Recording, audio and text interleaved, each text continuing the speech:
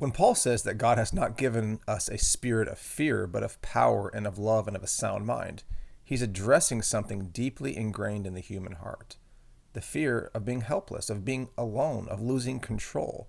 It's not uncommon for us to look at our own lives, our own resources, and see all the ways we fall short. Our lack of strength, our mental weaknesses, maybe we have a mental health issue, our vulnerabilities, and then view the future through that lens. That's exactly what happened with the 10 spies who went into the promised land.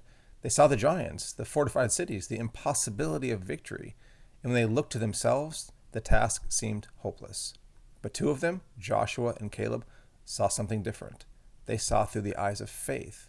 But what's the opposite of helplessness? It's power. We can face the future with confidence, not because of what we have, but because of who has us, because of God's power at work in every circumstance.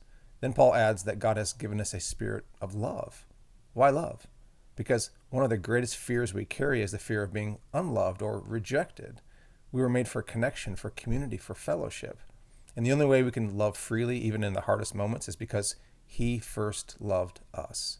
When we already know we're already loved by God, we're free to love others without fear. And then there's that final phrase, a sound mind. The Greek word there, sophronismo, it's a fascinating one. It's rare in the Bible, and it's difficult to translate precisely. It doesn't just mean not being crazy, though God surely wants us stable. It points to something deeper: discernment, balance, self-control, and wisdom. Strong's Concordance defines it as a disciplined inner posture that resists panic, aligns thought with truth, and orders behavior toward holiness. It's not just a human temperament, it's a spirit-enabled way of thinking that keeps our hearts anchored in truth even when the world feels chaotic. Paul echoes this again in Romans chapter 8. For as many as are led by the Spirit of God, these are the sons of God. For you did not receive the spirit of bondage again to fear, but you received the spirit of adoption, by whom we cry, Abba, Father. The Spirit himself bears witness with our spirit that we are children of God. And if children, then heirs, heirs of God and joint heirs with Christ. If indeed we suffer with him, that we may also be glorified together.